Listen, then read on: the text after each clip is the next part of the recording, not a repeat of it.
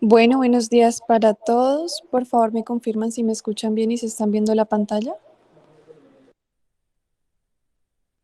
Sí se ve y sí se escucha, Nati. Buenos días. Sí, señora. Bueno, buenos días. Mi nombre es Natalie Mancera Galindo. Para los que no me conocen, soy residente de primer año de pediatría.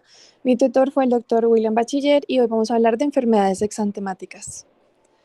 Lo primero que debemos hacer es reconocer o clasificar o definir cómo se definen las enfermedades exantemáticas. Son un conjunto de enfermedades de etiología distinta, generalmente infecciosa y principalmente viral en la infancia, que se caracterizan por presentar una erupción en la piel de aparición brusca y que además se constituye de diferentes lesiones primarias, como vamos a ver más adelante. ¿Por qué es importante que hablemos de las enfermedades exantemáticas en la infancia? Como sabemos, es un motivo de consulta muy frecuente, no solamente en urgencias, sino también en consulta externa. En algunas enfermedades vamos a ver que el principal síntoma o el que nos va a ayudar a caracterizar bien la enfermedad va a ser la manifestación cutánea de la enfermedad, y es por esto que para lograr un adecuado diagnóstico debemos hacer una buena caracterización de la erupción cutánea que estamos observando o del exantema que estamos observando. En cuanto a la etiología, como mencioné anteriormente, la principal en niños es la etiología infecciosa y predominantemente dentro de esta las virales, y es por eso que vamos a enfocar la charla en estas etiologías. Sin embargo, cabe recalcar que también están las etiologías sistémicas como la enfermedad de Kawasaki, la etiología medicamentosa como el síndrome de Steven-Johnson o UNDRES y las enfermedades idiopáticas. Ahora, los mecanismos fisiopatológicos por los cuales se puede producir un exantema son tres. El primero es la diseminación hematógena y que se haga una siembra en la dermis, como es el caso de la varicela. El segundo es por acción de toxinas, que generalmente se ocasiona en enfermedades bacterianas, como lo es la escarlatina o el síndrome de piel escaldada. Y el tercero son los mecanismos inmunológicos, sobre todo en enfermedades autoinmunes, como el lupus eritematoso sistémico. Para el diagnóstico, me gusta pensar como que empezamos a armar un rompecabezas. Entonces, lo primero que tenemos que mirar es la edad de nuestro paciente, ya que esto nos va a orientar hacia un tipo de patología específica. Lo segundo es mirar el estado de vacunación del paciente y que cumpla con las vacunas del PAI. Lo tercero que debemos mirar es si el paciente tiene o no una noxa de contagio positiva, es decir, si hay alguien enfermo en casa, si está asistiendo a colegios, si vive de pronto en lugares hacinados. Lo tercero es mirar que tenga alguna exposición ambiental o viajes recientes a zonas endémicas de ciertos exantemas. Lo cuarto es mirar cuáles son los síntomas asociados de mi exantema, si tiene síntomas prodrómicos o no, y si tiene síntomas concomitantes durante el mismo exantema, es decir, si el exantema es pruriginoso, si es descamativo, entre otros. Tenemos que mirar también los antecedentes, sobre todo la parte de los antecedentes alérgicos, pensando como en una reacción a fármacos. El examen físico completo, mirando una buena caracterización del exantema y además si tiene o no visceromegalias, linfadenopatías u otros hallazgos como enantemas. Siempre es importante cuando tengamos un exantema examinar también mucosas y palmas y plantas, ya que como vamos a ver, no todos los exantemas tienen afectación de palmas y plantas y no todos van a producir enantemas. Y por último, los exámenes paraclínicos, que pues igual en la parte de infecciones virales o exantemas virales de la infancia no son de tanta utilidad para diagnóstico, el diagnóstico es netamente clínico, solamente en ciertas ocasiones en las que debemos notificar se piden unos exámenes paraclínicos que ya vamos a empezar a mencionar.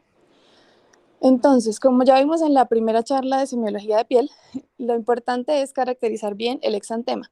¿Cómo lo vamos a hacer? Primero vamos a describir el tipo de lesión primaria que estamos viendo, ya sean máculas, vesículas, pápulas, entre otras. Lo segundo es el color que se está viendo o se está evidenciando en mi paciente. Lo tercero es la distribución, si es localizada, si tuvo una distribución cefalocaudal, si está solamente por la parte del dermatoma. Y lo otro es el patrón morfológico que tiene la lesión. Si es un patrón morbiliforme, me puede estar hablando de un sarampión, si es un patrón reticular, entre otros.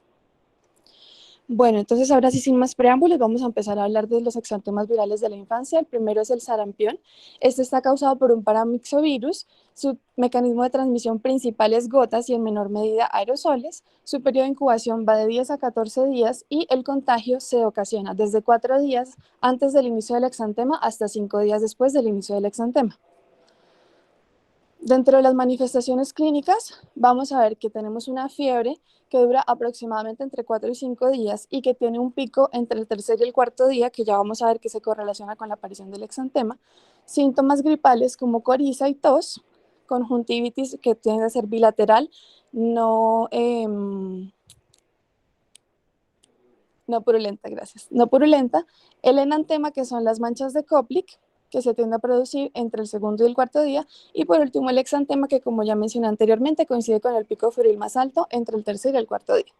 Entonces, el enantema, como vemos en la imagen de la derecha, se trata de unas pápulas entre gris y blanquecinas que aparecen en la mucosa oral y se llaman manchas de Koplik.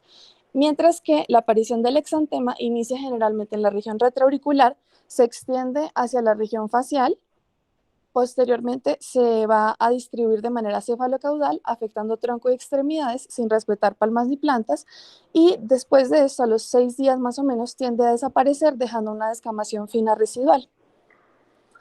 Bueno, y desaparece en el mismo orden en el que aparece, o sea, cefalocaudal. El diagnóstico, como mencioné anteriormente, es clínico, solamente recordar que es un evento de notificación obligatoria y que debemos tomar una muestra serológica para confirmar diagnóstico, una muestra de orina y una muestra de hisopado para buscar la PCR, pues por PCR, el ARN del virus. En cuanto al tratamiento, más que todo es un tratamiento sintomático, sin embargo, la OMS también ha recomendado la suplementación con vitamina A.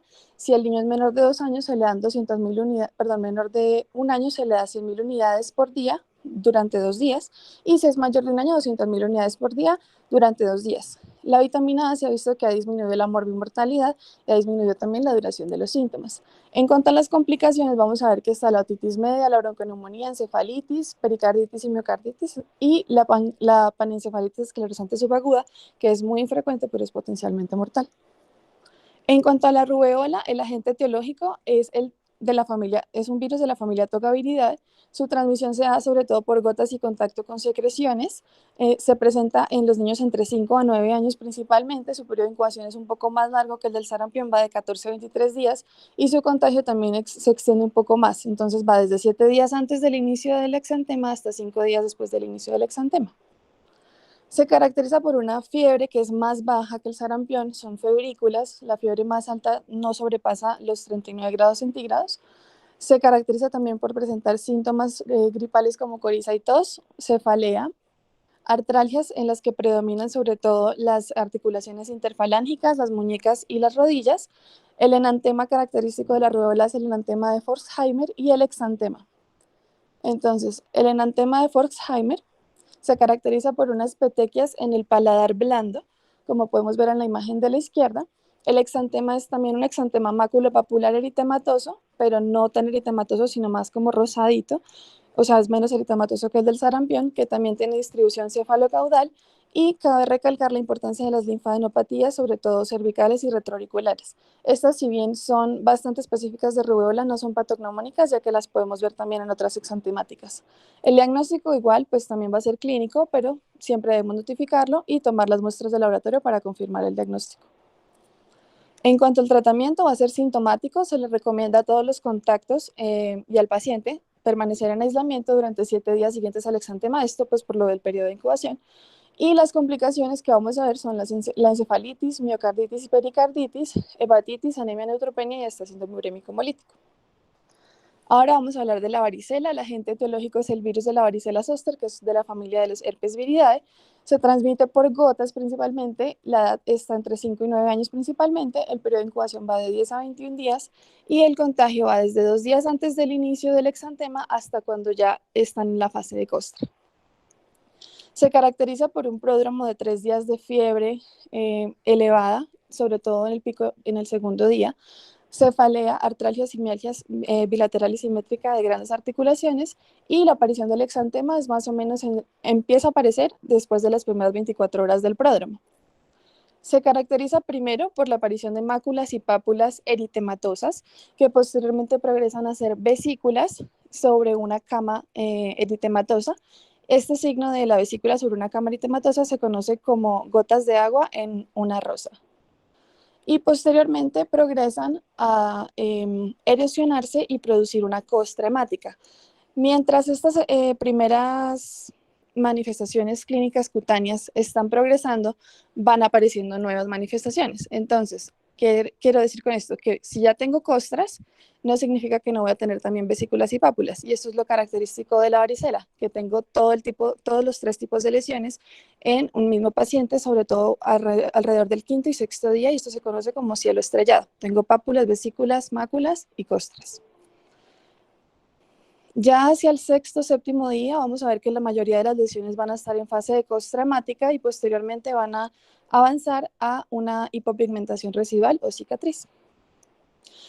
En algunos casos también se puede ver un enantema que afecta también la mucosa oral, la orofaringe, conjuntiva y vagina, y se ven como esas erosiones dolorosas en la parte del paladar blando.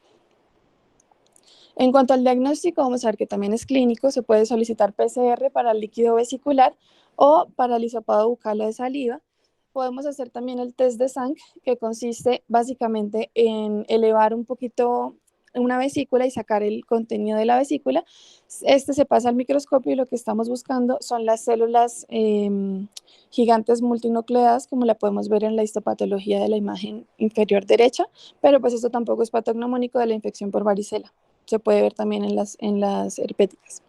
Y es recordar también que es un evento de notificación obligatoria. En cuanto al tratamiento, pues lo mismo va a ser sintomático. Nos vamos a utilizar un antipirético, un antihistamínico y manejo tópico para prevenir la sobreinfección bacteriana. Se puede hacer un tratamiento con calamina tópica o con compresas frías. El siguiente. Y algo sí típico, pues algo que sí tenemos que mencionar en la varicela es cuando está indicado el tratamiento con aciclovir y cuando está indicada la administración de la inmunoglobulina posexposición.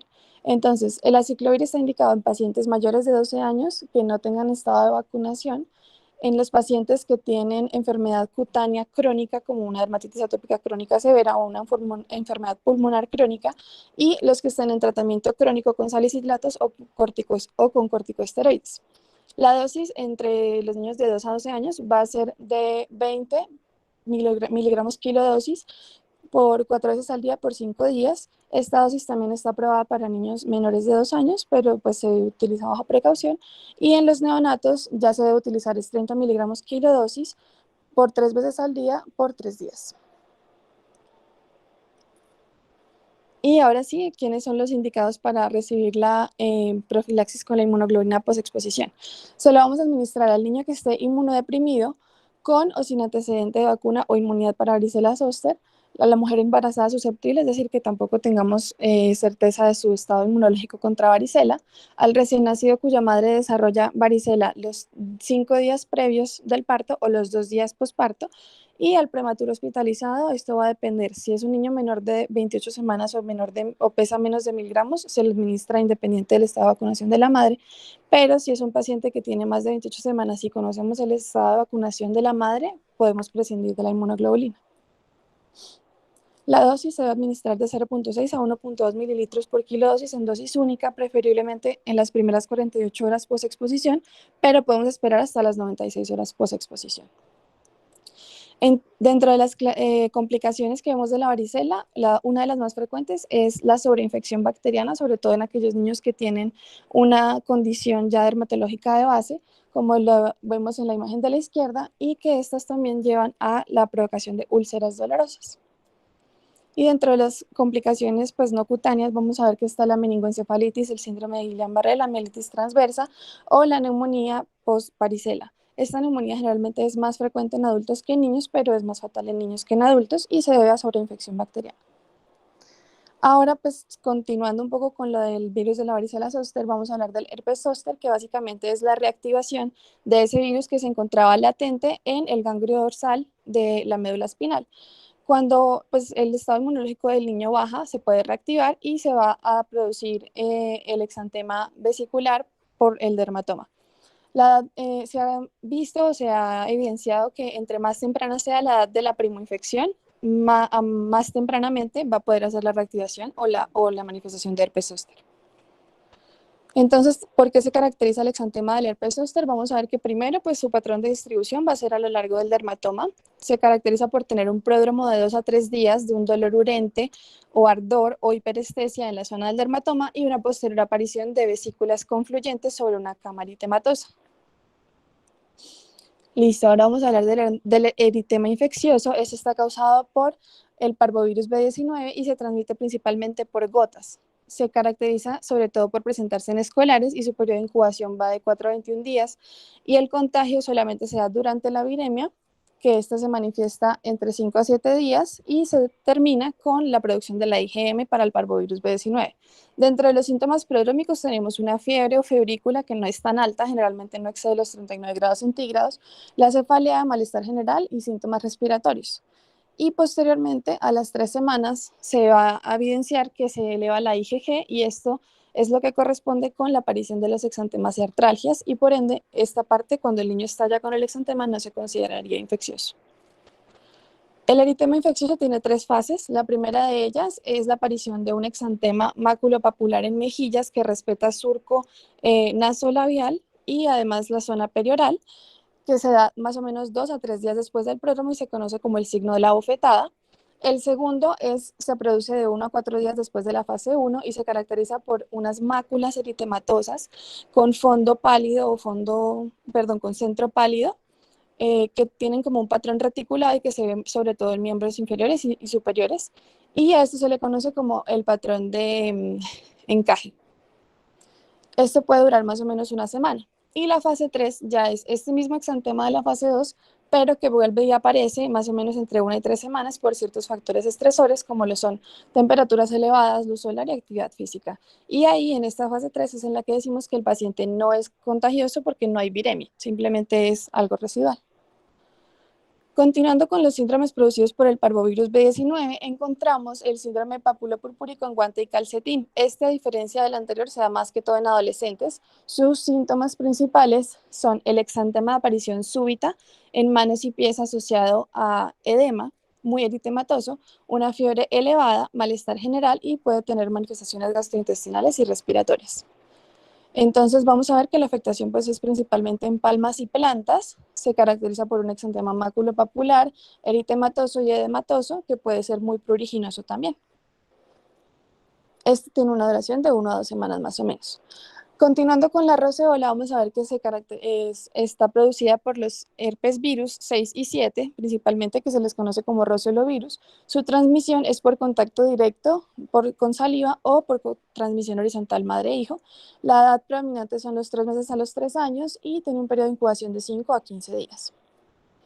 Dentro de las características de la rociola, recordemos que también se llama exantema súbito porque se caracteriza por un pródromo de 3 días de fiebre muy elevada que sobrepasa los 39 grados centígrados, sobre todo en su segundo día, síntomas respiratorios, síntomas gastrointestinales, un enantema característico que es el enantema de Nagayama y el exantema que pues ya lo vamos a ver, que aparece es después de la fiebre, o sea, los 3 días de fiebre, se cae la fiebre y aparece el exantema.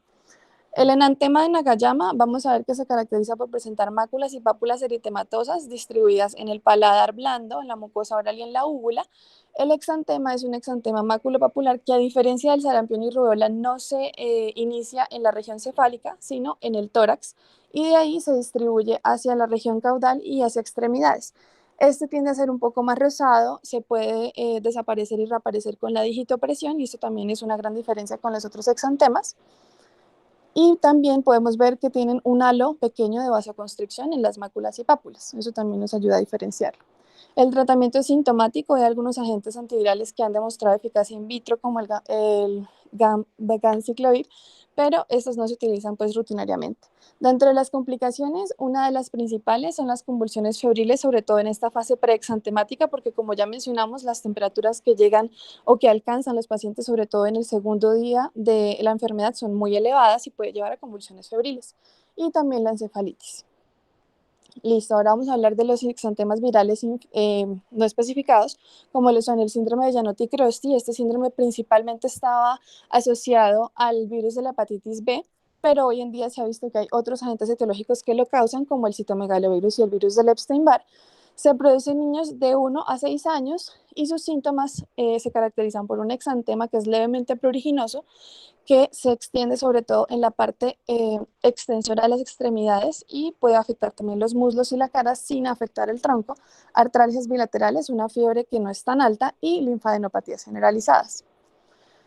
Entonces, como podemos ver acá, son pápulas eritematosas que confluyen formando placas que se encuentran en las superficies extensoras de extremidades y de los glúteos.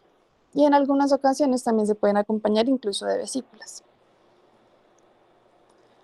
Ahora vamos a hablar de la mononucleosis infecciosa, que está causada por el virus del Epstein-Barr, se da más que todo en adolescentes y su periodo de incubación va de 4 a 7 semanas, con una primoinfección en infantes que es más que todo asintomática cuando se da en la infancia.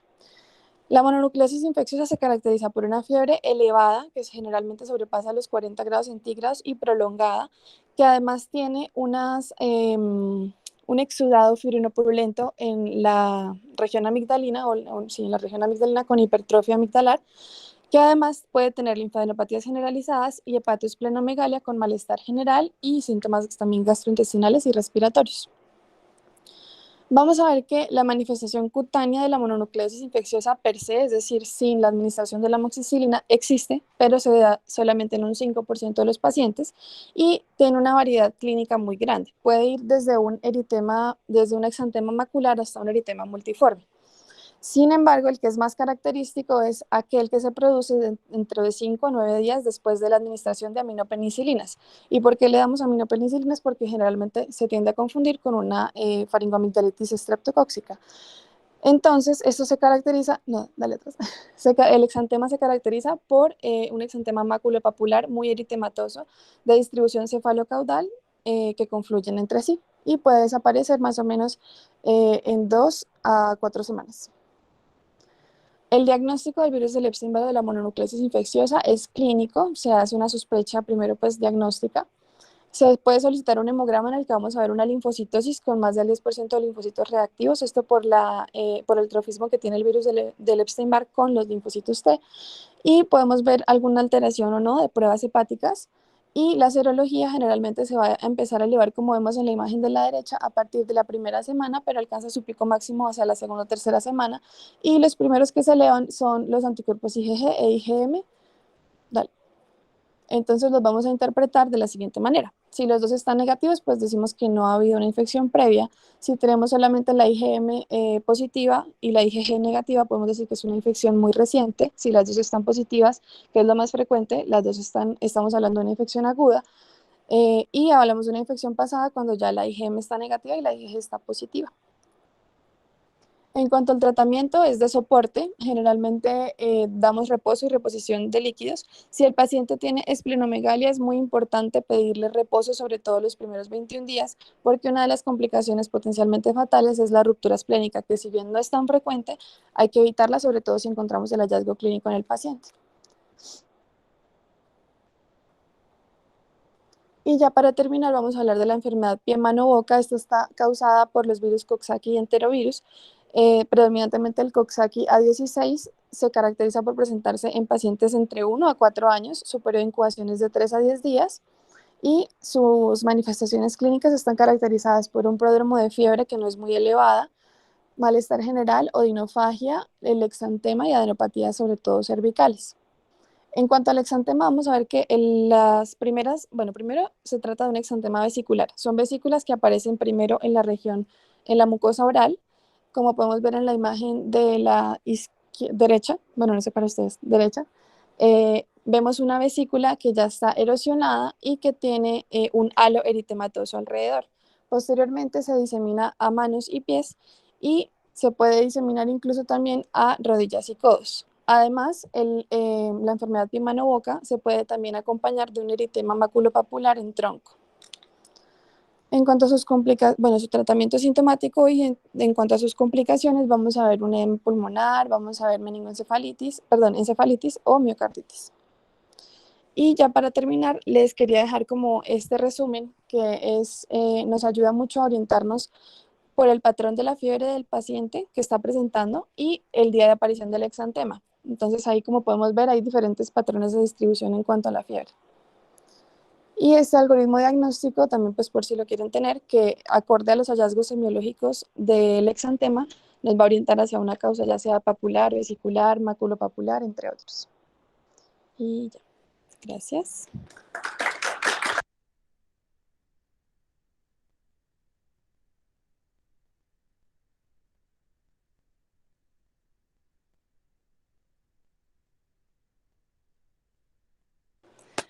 Bueno, vamos a hacer un Kahoot.